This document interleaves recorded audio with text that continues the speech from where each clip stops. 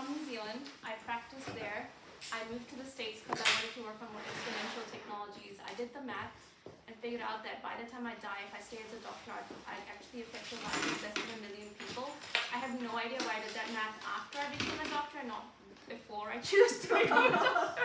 But irrespective, I did finally do the math and decided that wasn't good enough. So decided to come to USA because I wanted to learn how I get to do exponential impact. Did my MBA and MPA at Harvard and Wharton. During that time was the Affordable Care Act, so there's a thing called in medicine called shit goes downhill, which basically means that junior doctors are the ones that carry like majority of the shitty burden of care coordination. So it was a problem really close to my heart. Ended up working with a computer science major as a co-founder on a care coordination software called Certus. We built and sold that company 3.5 years later. Then I decided I wanted to work at a big corporation because one day I hope to build something similar. So the best way to do that is actually learn from the pros. Ended up going to Google, where I was a PM lead on hyperlocal initiatives at Google Maps. It's one of my favorite products at Google, which is why I decided to work there. People always ask why as a doctor I want to work on maps, but it's just a really cool product. And if you like data, it's also a really cool product. And then I also worked on Google Health, working on the latest AI technologies to measure vital signs so that you don't have to use any devices in the future. You can just be using your front-facing camera, talking to your doctor, and they'll see your vital signs come up on the screen. And most recently, I'm a VP of product at a company called Cognito Therapeutics. We use gamma stimulation therapy for Alzheimer's treatment, going into phase 3 trials next quarter. So that's really fun. What I do want to say is I'm not a PhD scientist. So some of you I heard are, like if you've done work in bioengineering, stem cell research, you will know some of the stuff far better than I do. So feel free to speak up and really educate all of us here. But the real story here is that I started thinking about this in 2017, almost like 5 years ago. And at that time, there was absolutely no science to back up this. I just was like very much a pie in the sky, like, you know, one day hopefully this will be a reality. Similar to what other people said, you know, mentioned about why this is important, kind of had that inclination. And we looked at it 2 years ago, and even then the science wasn't quite there. It was just starting, it was starting to appear, but still like not nearly where it is today. And what's really happened in the last like 2 years is a huge explosion in the field of tissue engineering and stem cells. You know, you've seen a ton of companies get funded in cellular reprogramming. That same thing has been fueling stem cell research and stuff. So we're finally at a place where this could actually make sense to work as a research project or more. And that's why I think this is the right time to be accelerating this science. But I do want to call out some of my personal motivations, right? I personally believe that first of all, I believe as a species, the only way we're going to evolve is self-evolving, right? I don't want to wait another 100,000 to a billion years to evolve ourselves. The fact is we will evolve, but we can either do it because we choose to, or nature does the work on its own. I prefer that we do it because we have the mindset to do it. So that's number one. And then number two is, again, and you'll see this in the stats I'm about to present, but it's pretty dire. Like what you're gonna see is like we are in a major catastrophe that's about to happen in about 20 to 30 years time with fertility. It's like rapidly declining to the point that almost every couple will need assisted reproduction to have children. That's scary, and no one's talking about it. It's just kind of like something, you know, that's just like going to happen and no one's actually bringing it to fruition. I believe if you don't do something about this, what you just described with trafficking and Handmaid's Tale is going to become reality. There are going to be wars over women who are childbearing or who can do this, even men, like, because this is going to happen on both sides. There's going to be wars over this because you can't have a country sustaining its economy if you don't have children. That's the bottom point. So I think that reality could occur. It's very real in my view. It's kind of like what probably like Bill Gates thought about, like there's a pandemic about to happen and no one believed him. I feel like that's what could happen if you don't work on this technology. There could be real life repercussions for all of us in trafficking. So because we're scientists and motivated, I'd rather we get ahead of this. We already know what's going to happen and the patterns. We might as well get together now and actually stop it from happening. by creating the technologies that we need. So this is like the other underlying motivation. I so know this is like needed. But let me walk you through why soon. But the goals and the non-goals here, first of all, I just want to make sure that we align on why this is important. Some of us already talked about that, but it's just to make sure, good to have us all on the same page.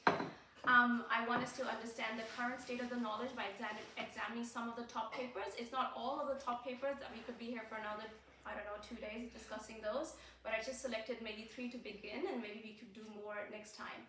And then what we're not discussing today is a non-technical feasibility, because something like this with the far-reaching implications on pretty much every facet of our life does have real like non-technical feasibility challenges. But today's not that day. Today's day is much more on the technical feasibility, something that I think all of us feel much more easier to talk about, even though it's also very, very, very challenging. So quick agendas, the intro you just heard, why it's important, and this brief synopsis of the papers. 5% of women do not have a uterus. Did anyone know this? How crazy is that? 5%. It's because it's so stigmatized, no one talks about this. Like, it's just like, even in med school, we don't bring this up. It's super crazy to me when I found this out. 13% of women would like to have a child but don't want to go through pregnancy. That is also so crazy. And it's, again, I think it's because we were like almost stigmatized to believe that how can you be a mother if you don't want to become pregnant? It's like almost, you're kind of like shafted against, like it can't be possible. But I don't think femininity and motherhood are the same thing. I think you can totally separate them, and should. This is why you can have non-biological great moms. This is why adoption works. So it has been done before, and it can be done again, and I don't think we should be criticizing women who don't want to go through this, because quite frankly, it is a crazy experience going through pregnancy, and it is life-changing on many, many forms. Of course, the love of the child, but more so your physical body changes in a very, very dramatic way afterwards. A quick question, why don't 5% of women have uteruses? It's called, actually I'm going to talk about, it's called Malarian Mayer-Rokitansky, because I don't even know how to say that. Someone who's better at this language should say MRK syndrome. So yeah, they're just born with no uterus or a non-functioning uterus. 1 in 5,000 is not 5%. Yeah. Oh, sorry. I think it's because of the 6% infertility due to age or malfunction that I said that up front. Yeah. There's also women who have hysterectomies for multiple reasons, including history of personal cancer, family cancer. Yeah. Also, like 1% of population is intersex. Yeah. Not underdeveloped That's sexual right. organs. Yeah. And the final thing there is that even though, even if you don't have a uterus, or even if you have a uterus, as we talked about, you can have cancer, you can have, especially cancer actually, that can have a huge effect on your ability to have child, or endometriosis, or just other kinds of medical conditions that can lead to that aspect. Yeah, and what you see here is basically like, I've broken it down by what females have. One of the other interesting things is that, sorry, this is what I wanted to say, orphan disease, which I don't know if you know, in biopharmaceuticals is one of the most targeted areas because it's one of the fastest growing industries, and those diseases are about 200,000 people in the world have that condition. That's what an orphan disease is. This is 1 in 5,000 women, and it's not talked about. I'm just trying to share the discrepancy in how much funding is going into orphan drugs and how much we are not even aware of, like a very not even a very rare condition. Males, this one I'm bringing it up because it's not necessary that this is going to be, the things in yellow are the things that I think are like very focused with like artificial wombs, but the rest of it kind of contributes, right? Because we're not always sure that an artificial womb would fix that part of the problem, but it could possibly alleviate some of it. So this is why I brought up the rest of it. So 10% males trying to conceive right now are infertile. Male infertility is declining by 1%. You know this way better than me, Jenna. But most likely chemicals such as BPA, sperm count has already halved in the last 40 years. Couples, 2% of children are already surrogates, and we think that's going to dramatically increase because of very increasing rates of primary and secondary infertility. So I just want to define secondary infertility. People only talk about couples generally because of primary infertility, which is you've never had a child before. And of course that is heart-wrenching when you don't have your first child. But let me just tell you, there are people that have very heart-wrenching stories because they can't provide a sibling to their child. There's a lot of people like that, and that's called secondary infertility. And that rate is going to dramatically go up because the women that have pushed off having children till later because of what's happened all over society are potentially going to have their first child, but they're in this age group right now that are going to try to have their second child or their third child and find it extremely difficult. So we're just at this demographic trend right now where that is going to increase dramatically. And then because of that, we've got 1 in 6 couples trying to conceive who are infertile by 2045. And this is, obviously we don't actually know if this is true, but all the graphs are leading this direction. So unless things change or things slow down in some ways, right now, if you watch the graphs, by 2045, we think that almost every couple will need assisted reproduction in order to have a child. This is what I mean by how scary this is and how much work needs to happen between now and then to actually not make this a reality and not have a situation like The Handmaid's Tale, which, to be honest, feels very real to me. And what you're just describing is already happening in parts of the world where this isn't becoming an issue. So, and this is why I brought up the society part here. I really think this is a societal high-impact project because you have a healthy reproductive replacement rate of 2.1 means that your children can replace the grandparents, and that makes society very much like a pyramid. But you can get an upside-down pyramid, which is happening in parts of the world where you don't have enough children to actually replace the grandparents. That's in places like Japan, one of the most oldest societies in the world. But it's also happening in other countries like the US. Actually, last year, everyone assumed that people will have a lot of kids. But even last year, fertility decreased by 4%. Even last year when people were sitting at home. So it is a very scary place where we're potentially going here. Human lifespan has doubled in the last 100 years. Okay, we've gone from dying at 40 to dying at 80. Some of us dying at 100, and that's going to keep going. And with the friends of our longevity, maybe even go to way more than that. But reproductive lifespan has not increased even 1 year. So think about it. A woman in the 1900s was reproductive for her entire lifetime. Up until she died, she was able to have a child. Today, it's only for roughly 50% of her lifespan. That to me is mind-boggling. We are one of the only species in the world where that's the case. Almost every other species has children anytime they want up until they die. So, and that was actually us too, but things have dramatically diverged. And the question is, why can't we do something about that with our science? So the last thing I mentioned here is another personal motivator. I personally believe that by dissociating birthing with a single gender, we are going to achieve a much more gender equal world. I'm not saying it's the only thing. There's many initiatives that need to happen here for that to be the case. But I think this is going to be a very strong proponent because the moment a male gender can decide to have a child and both of them are equally connected because not in any one of their bodies, suddenly you have huge gender equality, and I hope that will create many other long-term benefits for other areas that are also important, like childcare and policies around maternity leave and paternity leave. I think there'll be a cascading effect if we get this piece right. Okay. I have a question. Yeah. So, are there any countries or regions that are doing a good job with fertility? So you pointed out US and Japan are not doing so great, but are there any examples of societies that are doing a good job? I don't know about good job, but there's lots of countries that have very high replacement rate, like Nigeria, lots of developing world countries. So we're not at a place where our world replacement rate is low because we're getting balanced. But what I am trying to say is, if your replacement rate goes this low, you can imagine in the future there's going to be wars. If you think about GDP, one of the areas of GDP is labor. If your labor pool goes down, Like, yes, you might have robots, but I bet your robots are not going to catch up as fast as what we as humans can still do. Maybe our AI friends here will be like, no, that's not true. We will have general AI within the next 10 years or 20 years. But if that wasn't the case, like, you're going to have potential wars over this pool of labor because you need it for GDP growth. And that's a really important aspect here. I guess people haven't quite realized it yet, maybe.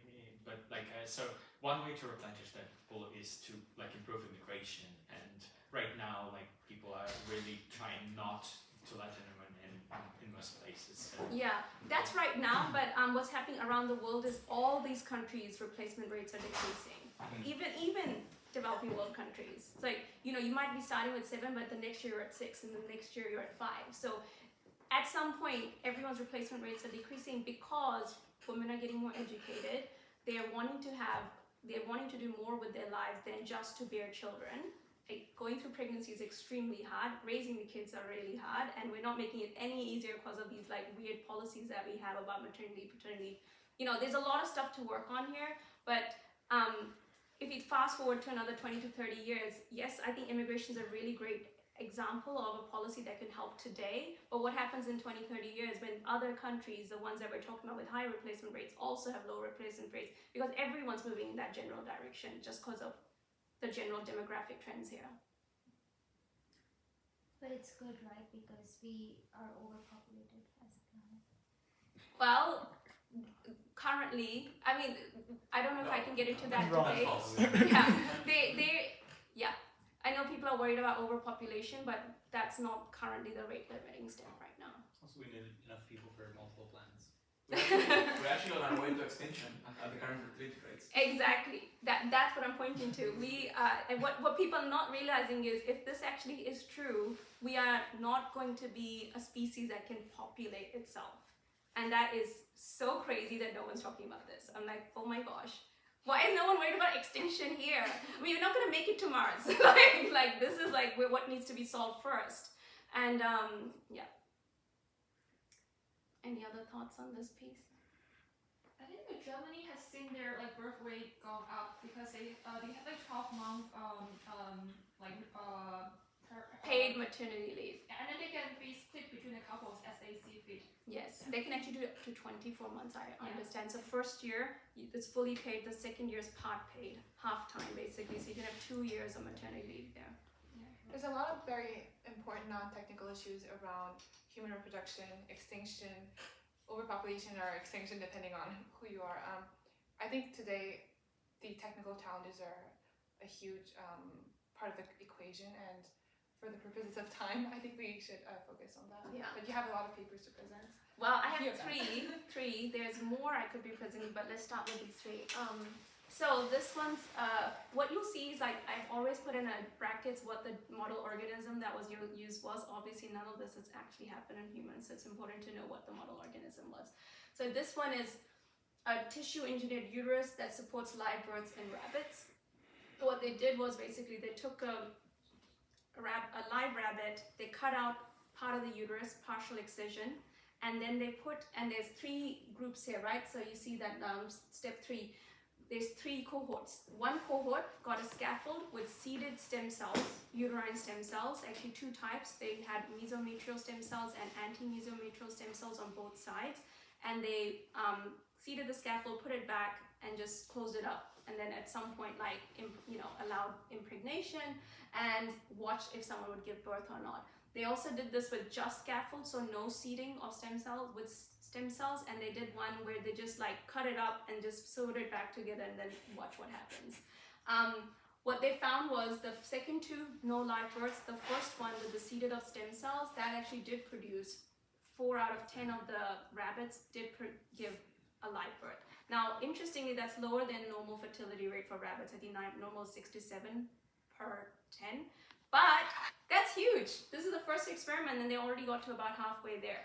So it's interesting to see, like, there's still, drawbacks here. We want to get better at this, but they already found something that could potentially work. And rabbits is a really interesting model organism. Jose knows this, that I'm working on model organisms for different conditions, and this is one of the projects I'm doing, where rabbits is a really interesting model organism for uteruses in terms of like how close that is to human human uterus and pregnancies. So yeah, what was also interesting was in this whole thing, like it's really cool that it worked, but all of it happened in vivo. So they put the seeds in, like the stem cell seeds into a uterus within the animal that was living. What that means is that they don't have to figure out any hormonal controls. They don't have to figure out like how blood or how different like oxygen would go in, how toxicity would be removed. They don't have to worry about any kind of nutrition. They expect the body to do the work, right? As long as they've got the stem cells will continue to generate and proliferate and differentiate into the things that they need to differentiate into, which is exactly what happened. Apparently, they couldn't see a difference between the histology of the new scaffold with the histology of the actual like uterus, the normal one. So that was really cool, but it does mean if you were thinking about like running these experiments completely ex vivo, it's not that interesting, because in this regard, we haven't figured out any hormone controls. You haven't actually figured out the really hard. This is a huge advancement, but we have a long way to go if you were to do this externally. So part of what I'm trying to say is like, where are we today, but also how much more there is. So this is a huge breakthrough, but there's still so much to do. Any questions or thoughts on this one? Do you know where they did it? Or where they're based? Oh, Atala, where is he based? Isn't it in North Carolina? Oh, in the US, interesting. Yeah. Oh, these are all, I'm pretty sure these are all US papers. Yeah. US labs. I find this really interesting because, as you said, it's not trying to replace the women in the sense that the hormonal interactions, which are immensely complex. And when you think about reproduction, it's not just a uterus. A mother is not just a uterus. She's also a thyroid gland, a heart, a pair of lungs, and all these organs communicate with each other using hormones. And so by removing that part of the equation, like by trying to engineer that from first principles, I think we might fall into a lot of traps with potentially dire second order effects. And in this case, we're letting Mother Nature do her work and seeing in terms of the tissue what works well, what doesn't work well. I do see some implications clinically. For example, women who have fibroids, who have to have parts of their uterus removed for various medical reasons, perhaps they could carry children using this type of technology. Yeah, and good point about what other things it could impact. So as we mentioned, like 1 in 5,000 women don't have a uterus. Up until 2017, there were no uterus transplants done. Now there's, I think, about 70 to 100 transplants done in the world, of which I think it was like 20 to 30 have already given birth. Why this is interesting is that there's a lot of women, once you have menopause, you have an extra organ you're carrying around. Like, it does zero for you. So those women can donate their uteruses today to a woman that needs it. If that is the case, the person who takes the uterus has to be on immunosuppressive agents because of their immune reaction. So if a woman really wants to go through pregnancy, she would have to take someone's uterus, take immunosuppressive agents for the time that she has that uterus, carry the pregnancy with the immunosuppressive agents. Then once she's given birth, she will have to go through surgery again to remove the uterus. That is what's involved. It's a lot of ordeal, but obviously there's some people who really want to go through the pregnancy experience. And as I mentioned, there are women who don't want to, and I mentioned 13% who don't, but there are a lot of women who do want to go through that experience. So I do want to make sure that we recognize how beautiful an experience that is and how privileged people are to be able to do it. And people go through a long, many lengths to be able to have that experience. But if this was to be done with a full uterus, you can imagine that'll be really helpful because you don't actually have to go through immunosuppressive agents in that case. But once again, this was done with a partial excision, so the jury's out if you could actually ever make it work with like a full uterus complete. So far, no one has been able to make any organ, let alone a uterus, on their own. Like what we've got in this place, or what we call organoids, like cells that function like the functioning of the organ, but they're not actual organ. So we're not there yet with complete organs. That's also going to be a major breakthrough once we get there. But right now, yeah. So it's useful for maybe fibroids, as you mentioned, but this this, I guess, the biggest breakthrough would be when we can create these uteruses on their own and provide it to people who need them. How did they decide which part of the uterus to excise? I think, I don't know I don't know the details of that. I assumed it would be the main area that they know pregnancies usually held in. I have a question. Yeah. So if you can transplant a uterus to like another woman and with hormones you can carry a pregnancy, does it also mean that like a post-menopausal woman can still have a child, let's say? Oh in her yeah, 60s? there are studies done, not studies, there's clinical evidence of grandmoms doing it for their daughters. They will carry the daughter's child because they have a uterus. So the interesting with fertility is that the biggest factor for infertility is the egg's age. This is why I strongly am a big proponent of every like 25-year-old woman getting their eggs frozen, irrespective of if they have a partner or not, or wish to or not. Just go get it done. It's an insurance policy. I'm a very big proponent of that.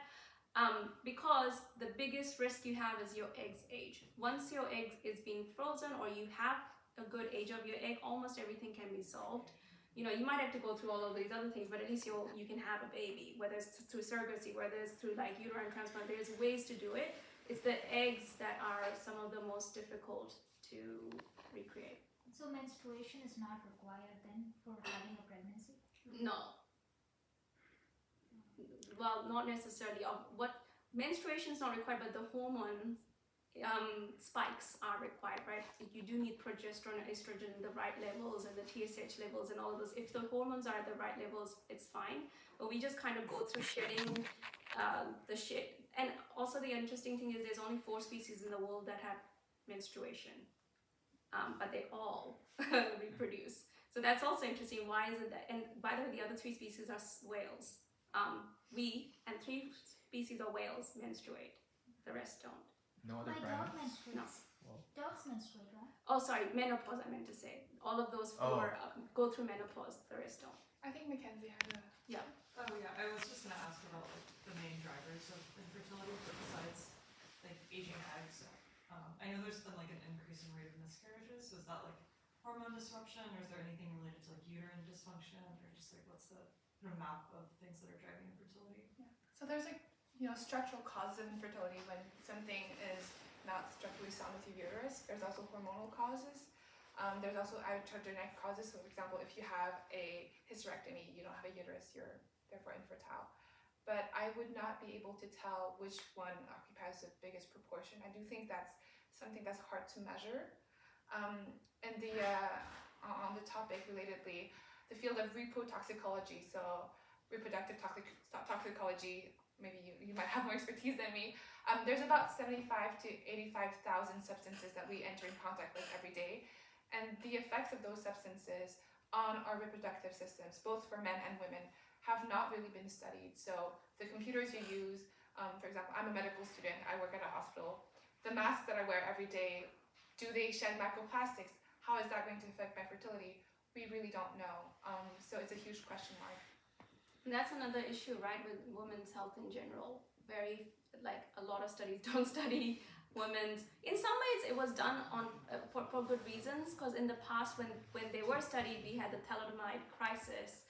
So everyone went the opposite way. Was typically that's what happens in society. There's a big problem, and we overshoot the other direction, and now we have almost no studies. And so now we have no idea what's going on. So it would have been ideal if we go back to somewhere in the middle. Of course, there should be constraints in place so we don't go through that kind of ethics violation again. But at the same time, we are now in a place where we're not studying pregnancy and women's health, and that's creating some of these issues. How compatible is hormonal environment and things like that between different mammals? So can you implant, I guess, uterus from one mammal to another very similar one, and have them gestate have them carry the child? So I guess I can give you the latest on this science. There has been trials of putting mice embryos in rat uteruses. They're probably some of the closest species, right? even they can't do that. Like so far, it's not possible. The only time it works is if you create chimeras, which is mixing rat cells with mice cells at the zygote, at the vascular stage, and then implanting that. That can create a baby. But obviously nobody probably wants to have a child that is half monkey. So it's go ahead. I need to check this out, but it seems to me that it's illegal for scientists to implant a human embryo into, for example, a chimpanzee uterus. This being said, I'm pretty sure a lot of you have heard about the story of the pig heart that was transplanted into a human body, and they had, doped it with lots of hormones and like various interventions to make it compatible with the human body. But the long-term effects of that are obviously unknown, and regarding reproduction, that could be an avenue that we could explore. But I do think that there are some other maybe safer or more, I wouldn't say secure ones, but ones in which we can more efficiently control for the variables.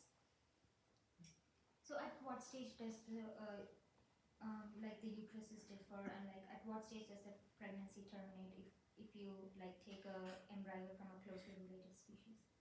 I don't know if it actually ever implants. I think that's the problem. Like it's actually implantation is a beautiful miracle that happens. It's like really, really interesting science, and we don't really fully understand exactly what's happening, but basically you have two very different tissues and it's foreign, like in some ways, and I hate to say this because I'm not trying to sound I'm not trying to sound non-human about it, but a baby actually is kind of like a parasite. If you think about the definition of a parasite, that is literally what a baby is, except we want this parasite, right? That's the difference. Sometimes you don't, and sometimes you do. This one you definitely do. Well, most of us. So in that case, I hope I'm just speaking openly because I think it's really important for what you described. Like we want to be able to have discussions with people without being like super closed off about how we describe things. But anyway, so essentially because of that, sorry, I've lost my train of thought. Implantation being a miracle. Oh yeah, implantation. So basically, because you have these two different tissues, how they interact with each other and actually create in placenta, which is the biggest problem in. I guess it's not a problem. It's the biggest challenge in all of this science. Is this placenta, because what's happening is that the egg is creating trophoblasts, these cells that go into the uterine stromal cells, and they basically penetrate it, and then stromal cells come along and then line the vessels. It's all happening all together with the right cell-to-cell interaction, the right hormone levels. There's so many things that need to go right for this to happen, and that's what's creating the placenta. And this is at like a microscopic stage, right? It's not even, we're not talking about capillaries. Like we could probably create capillaries, but we're talking about placenta with these microscopic cell-to-cell interactions that are enabling this at this like minuscule stage. We don't know yet how to reproduce that. That is definitely the biggest challenge in all of this right now. I mean, when I said to you, I looked in this five years ago and gave up, it was because of the placenta. I was like, I have no idea how we're gonna recreate that, so forget it. I actually think now there's ways to do this without going through the changing the placenta. There's ways you could potentially do this where you let the placenta form normally, but other things around it you engineer. So just to give an idea of like how difficult implantation may be, I think depending on studies nowadays, IVF, when you go through IVF and you try to implant an embryo, I think it fails depending on like 25 to 50%. Some studies say 75% of the time. Depends on the women, depends on the age, depends on at which age you implant the embryo. Some people do it at day 3, some people at day 5, but it is a lot of it is unknown. And what needs to happen, also a huge component, is that the embryo needs to bypass a lot of immunological processes that the mother has, well, that every human has, so that an organism with a stranger's DNA cannot implant onto us, like any worm or any parasite that might otherwise end up in our bodies.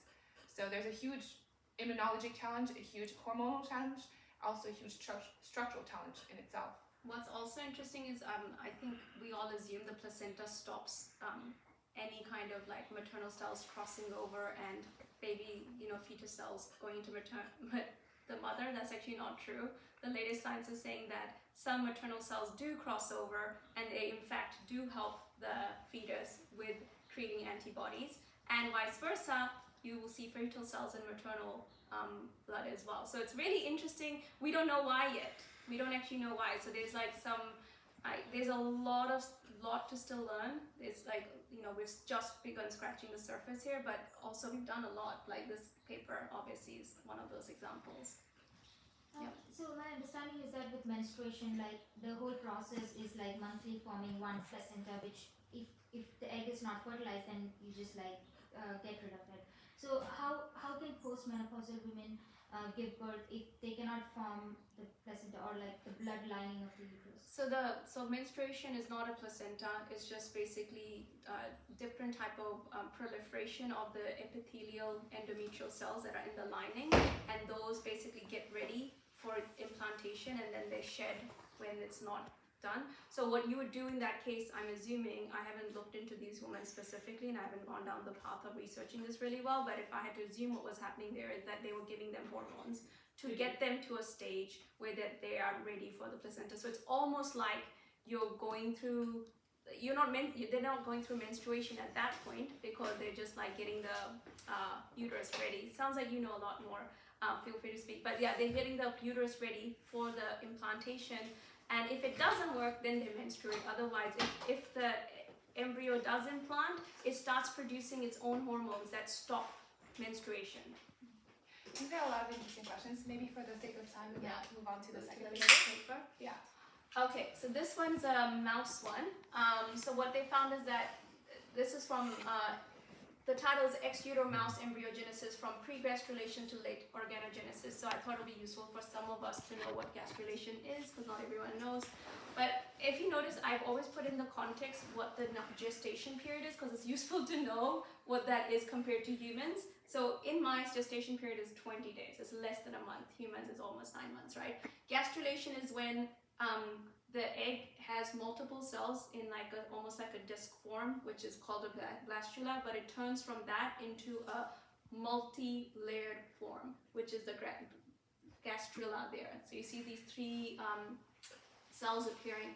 That's called gastrulation. It's like supposed to be a very important event in embryogenesis, and that's what you're seeing, saying we were able to go from before that happens, so basically almost at the blastula stage, all the way to organogenesis, which is what they said here, is that they were able to see these mice form limbs. So they got to embryo day 11, which is almost like I said, half the gestation period. So that's pretty impressive. They did that all ex vivo, and the way they were doing it is basically they created, what had happened so far before this paper was static culture. So they were like, almost think of it as like petri dishes, where they were like using like, media to provide nutrition to the embryo. But in this case, they also transferred the embryo from this like static culture to a round drum, like a rolling drum. And that apparently was a big breakthrough here. What's interesting here is that we don't think this is going to be very helpful for humans. I don't imagine us putting like fetuses in a round drum. So whilst this is very interesting research and it helps shed some light, because what's happening is in the media, there's going to be hormones that are being released by the embryo. You can not only like capture that and like analyze it, you can also watch the embryo develop. This is the first time we were able to see an embryo get to day 11, because usually this is all happening inside the uterus. We have no access to it. We only use ultrasound. This is like a clear like a plastic sheet, or scientists can look at it. So that's amazing. But I'm just letting you know there are also drawbacks here, because even though that's happening, what they're doing is they're using like the media to understand what's actually happening in terms of hormone stuff. They're not actually directly testing it. They had to sacrifice the animals at different stages to kind of know what was happening at different parts of this embryo. So awesome result, but again, huge breakthrough, but again, like has some implications for whether this is at all useful for human embryogenesis ex vivo. I would argue not, but still interesting paper nonetheless. Do they know why hyaline formation does not occur properly? Oh, in this case it did. You mean, what do you mean, sorry? I said, The Heinz Why it are stops there. Oh, yeah, like why we don't continue past that? yeah, so I think, looks like 20 days are required to get to actual birth. yeah, You made it to day 11. The Hindman formation stage seems to have not gone off properly. yeah. Like, do they know what the bottleneck is? I'm not sure for certain that I remember from the paper, but I think it was to do with the fact that after a while the embryo just gets too big, right? Because like it's still using the media to perfuse itself. So I mean, I think at certain stages just gotten too big for that perfusion to happen well. Usually when implantation happens, the fetus develops umbilical vessels, which then merge with the mother's circulation, and that allows the blood flow to happen.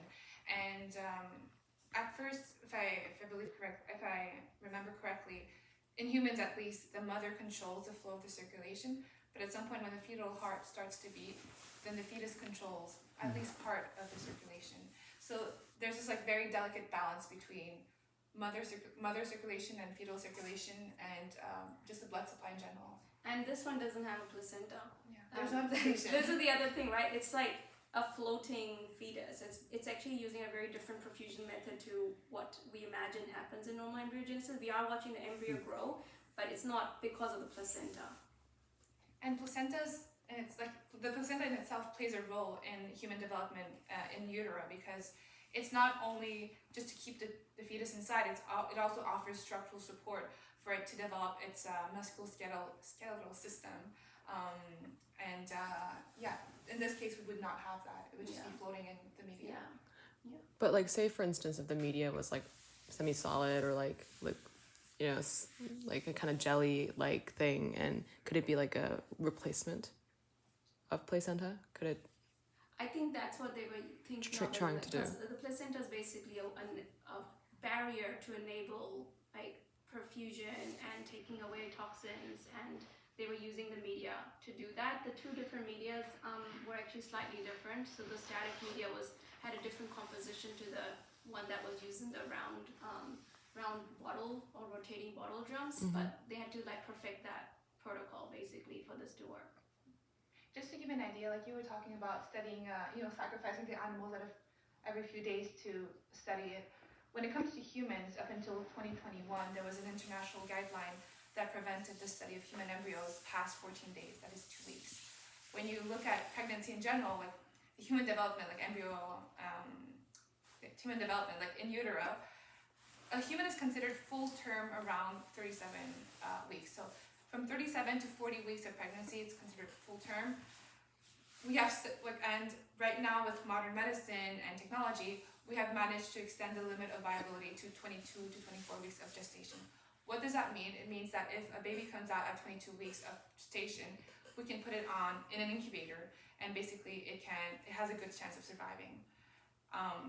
So between 2 weeks of life and 22 weeks of life of gestation, it's a huge black box, which was completely closed off to us up until now. And now that the guideline has been dropped, it does not mean like any and all experiments involving human embryos, but it does allow for the study of human development in utero, which was not possible before. So there's a lot of there's a lot of research that needs to be done, and understanding the development itself and the hormonal interactions, all that stuff.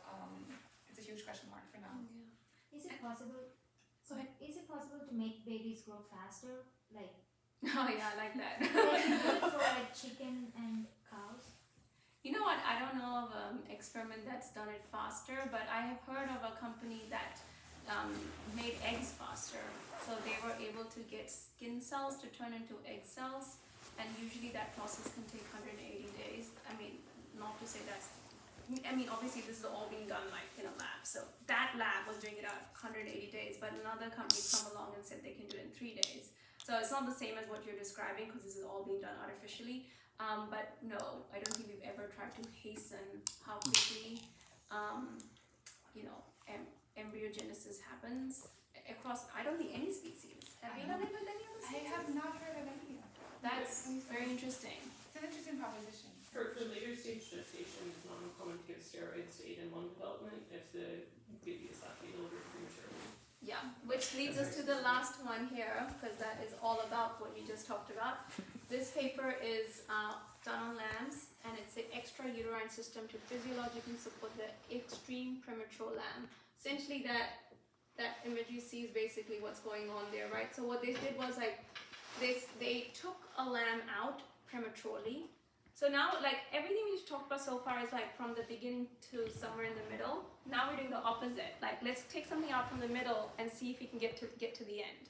Because like when you think about the word artificial womb, it can mean very different things for very different people. And this is why I'm using the word gestating, because I think it's the whole process that's interesting here. And how do you go from gestation, from the time of like the zygote, which is the fertilized egg, all the way to the time of like viable live birth.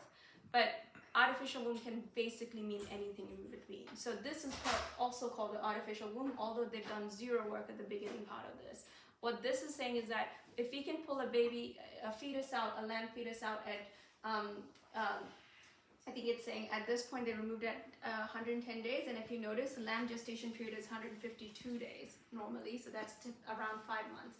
So if we can pull out a lamb at 110 days, can we basically have it ex vivo for at least a month, like 28 days, if that's what they tried to do.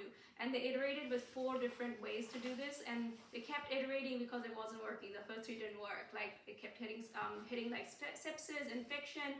They like slowly started to make progress, and like more and more lambs were growing in these ex vivo environments. But it wasn't until the final one that this actually, one of the lambs survived and made it to like external air respiration. So like imagine like a lamb basically gave birth, and what happened was basically they were able to create a biobag, so like a plastic environment. What they did was they created a sterile environment, like the amniotic fluid with a sterile environment. They put a bag in. They also used pumpless circuit. They found that was really important for like the kind of like resistance an oxygenator needs to have matters here.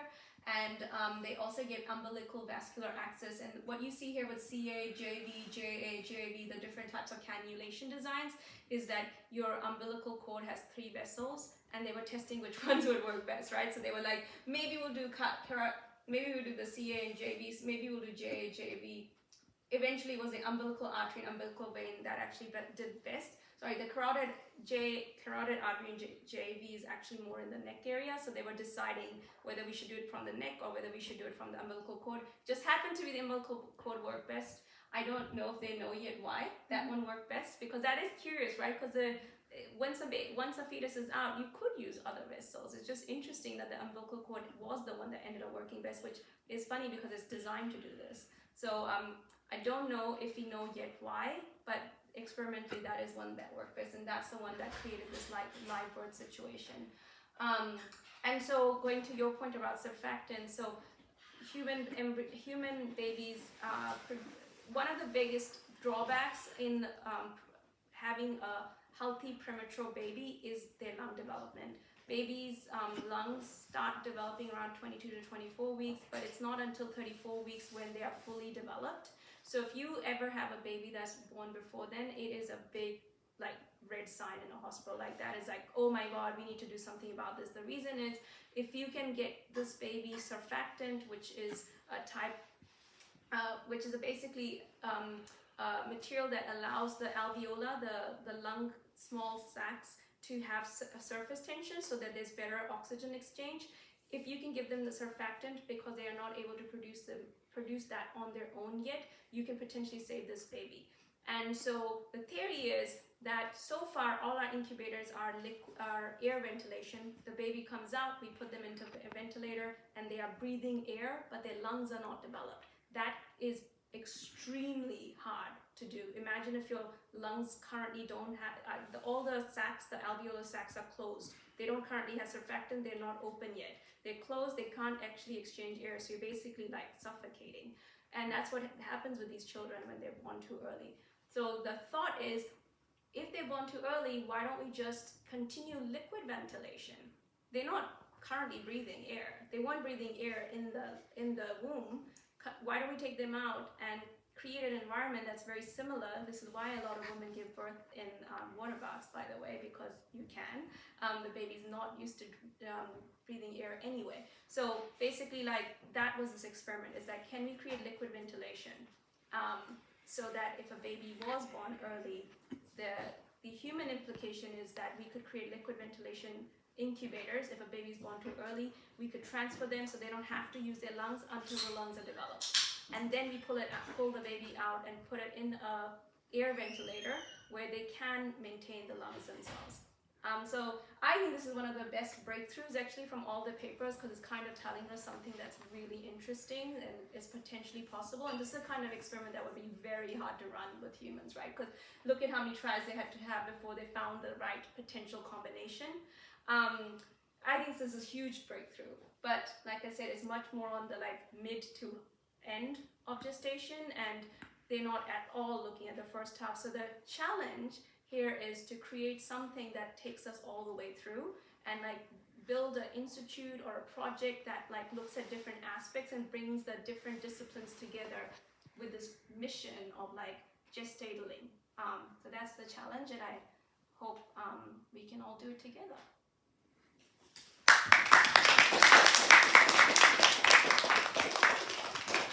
Thank you for the great talk and the presentation. That was really enlightening.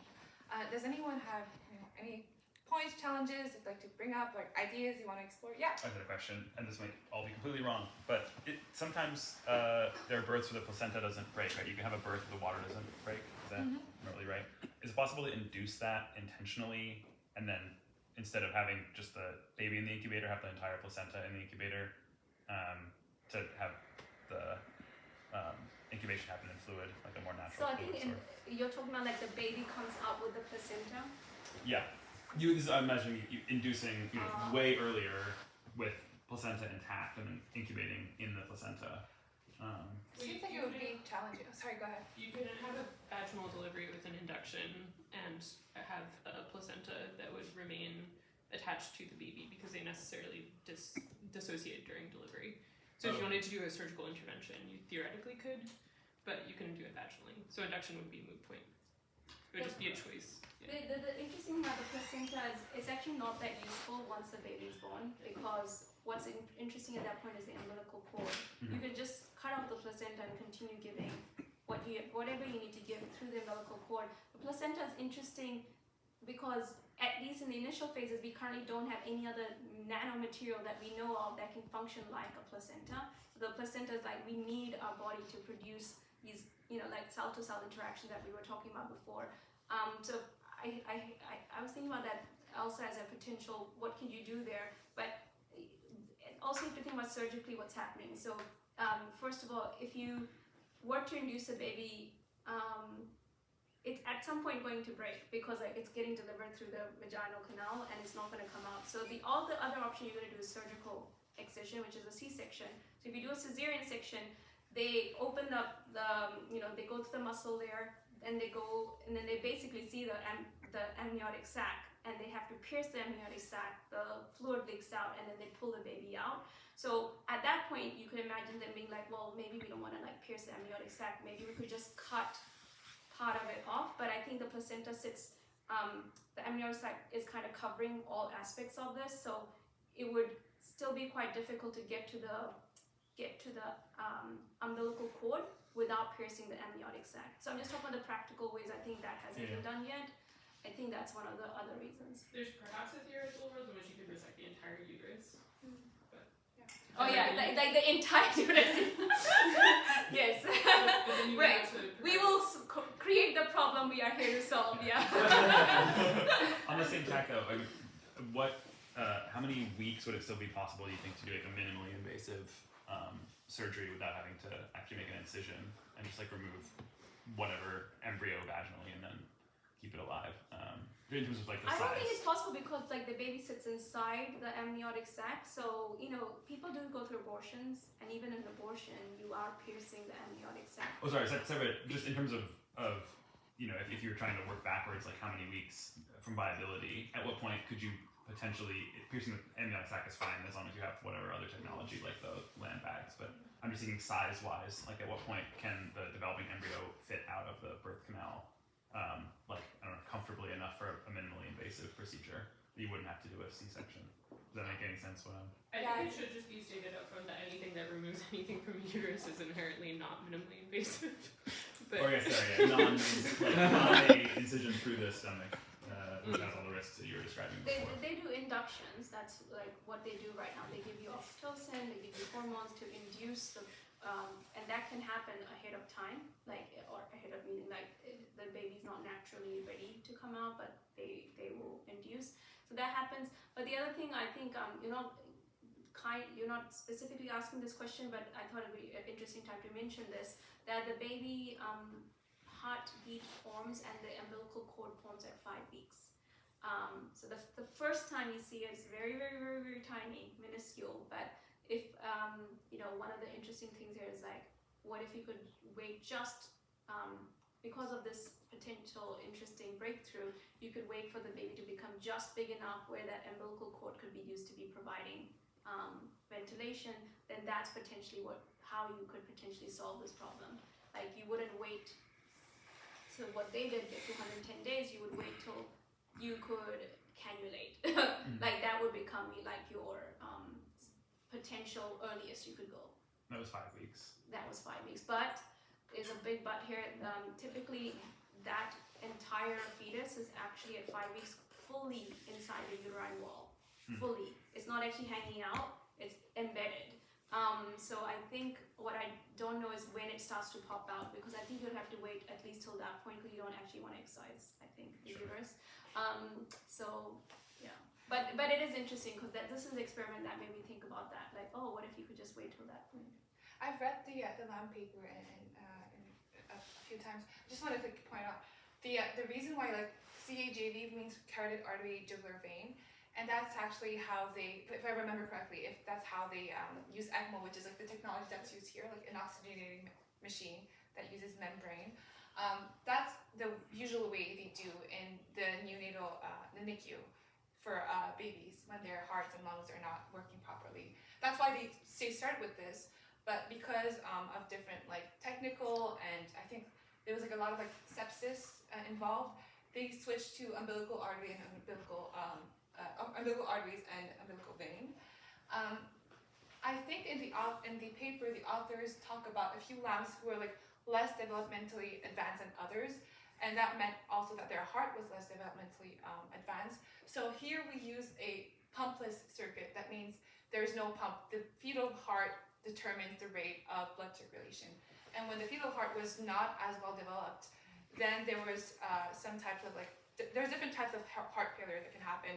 And one of them occurred more frequently when the heart was not well developed. So I think that's also a huge question to like answer, like how do we balance out the maternal contribution of the heart circulation with the fetal contribution? Yeah. But I think that this paper was really cool because it's actually created, I don't know these projects myself, but I know people who are working on a project like this for creating liquid ventilation for premature babies. So my hope is that they continue building this technology, and at some point we stitch it together with like the front end, right? You need the whole thing, and I really want us to get the whole thing in order. But I think it's really cool that different people are working different parts, but I really think we will need one project / institution to bring it all together. And yeah. At the moment, is it possible to take a pregnancy from one woman and then transplant it in another woman's uterus? It hasn't happened yet, and I think one of the biggest reasons is the placenta, like, because there's a stage where the uterus is open to being having implantation, and we're not sure yet if we know how to artificially create that, if that phase is past, right? Like the placenta is already big enough at that point. There's already vessels, so I don't think we now currently know if you take the placenta out from one thing and it's already pretty like developed and put it somewhere else, whether that will just create the same kind of like cell-to-cell interactions that happen in the initial phases. I think the answer is almost we don't or haven't seen that happen yet. So that'll be interesting science breakthrough if we actually figure out what those hormonal changes are or the cell-to-cell interactions are, that we can artificially generate that. If so, then it would be possible what you're describing, but right now, we don't know. Do you know what why they're building the liquid ventilation? Like, what's the purpose of that? Yeah, the premature babies, like, you know, if any baby's born under 24 weeks right now, they're very dismal chances survival, and under 22, it's almost like not gonna ever happen. So it's interesting that a lot of countries have time you can abort until 20 weeks, although I learned in Canada it's up to whenever you want, which is really sad. But in many countries it's up to 20 weeks. And I think like logically kind of makes sense because a baby cannot actually survive on their own until like 22 to 24 weeks. So maybe that's why they just did it just shy of that. And the reason why this is also super interesting is because the giving oxygen to a baby that is premature, mechanical ventilations, those are interventions that can cause long-lasting complications to the baby because the lungs, as you said, are not mature enough to receive oxygen. And so by maintaining this natural, like in utero environment, like fluid oxygenation, we could preserve the lungs for long enough for them to develop and not suffer the consequences of premature oxygenation or delivery, for example. Can we stem cell placenta? That's actually been done. Not a whole placenta, but you mentioned organoid research. Organoids are like spheroid types of cells that look like the normal cells. There's many ways to make them, and we have created organoid of reproductive tissues like ovaries, endometrium, fallopian tubes that actually reacted like the donor tissue. That, for example, that has been used to test out drugs, for example. And that's toxins, drugs. We can do organoids of cancer cells, but we have not yet achieved full organ recreation. Are there any like enabling technologies we need to develop, or do you think we already have all the tools we need to start like testing these ideas? I think there's many enabling technologies that we need to create breakthroughs in, but there's enough that we can start piecing this together. So the areas that we've got, we can currently have embryonic stem cells to create, they call embryoids. So it'll be very crazy to do this research on actual embryos if you don't yet know this would work to some degree. So scientists have created embryo-like structures called embryoids using stem cells, which you are allowed to do research on for as long as you want. So it's not even limited by the 14-day rule that they just got rid of. So that's really interesting, and they are quite similar. They're not exactly the same, but similar enough that it will get you all like a long way forward. We can start creating uterine organoids. So we just talked about that. Vascularization is another really interesting piece here. So we have found a way to vascularize other organs. No one has really done this in uterus yet, but there are studies showing you can do vascularization in heart muscle and liver. These tissues are very small, like thickness 2.5 millimeters. That is actually really hard to vascularize, and even that's currently the state we're at, 2.5 millimeters. Now the interesting thing is that the baby is only 0.1 inches big at 5 weeks, which is what I talked about when like the first heart gets created. So in a thought experiment, you could imagine today we could vascularize the baby because we can currently vascularize a tissue with that thickness. It's interesting, right? Obviously, if you would want vascularization to become much better technology so that we can vascularize uterine organoids with higher and higher thickness, because what I mentioned was that the baby currently at 5 weeks is actually fully inside the uterine. This is why at 5 weeks you don't see the woman doesn't show, right? Because there's nothing to show. It's currently inside the uterine wall. It's not until it pops out and the amniotic sac starts to fill up with fluid, then that's when you start to have like the belly starts to show. So what I'm trying to say is that vascularization is a huge breakthrough that we need. And that thickness needs to get bigger and bigger before we can vascularize more and more of the tissue. That's what I'm saying. We don't necessarily need to solve the placenta problem. We can allow the placenta to form on its own. Obviously, there's some challenges there, but I think we can learn. The biggest challenge actually for placenta is hormones, like understanding the hormonal interaction and cell-to-cell interaction for that to happen, and that would be the breakthrough there, understanding that. The interesting thing is if you figure that out, that will help not only with this project, it will help with IVF outcomes. As Len was saying that 1 in 15 eggs give live birth, and only 1 in 2 to 3 embryos give live birth. So there's a lot of embryos and a lot of eggs that are currently just wasted. And so it could be their bad, but it could be because we just haven't figured out the right science yet.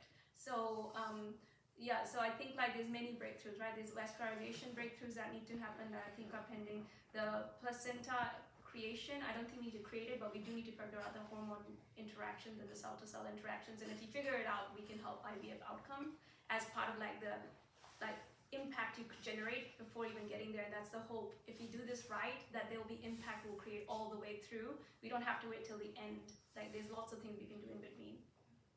All right. Great discussion. Thank you all for coming. Please stick around if you'd like.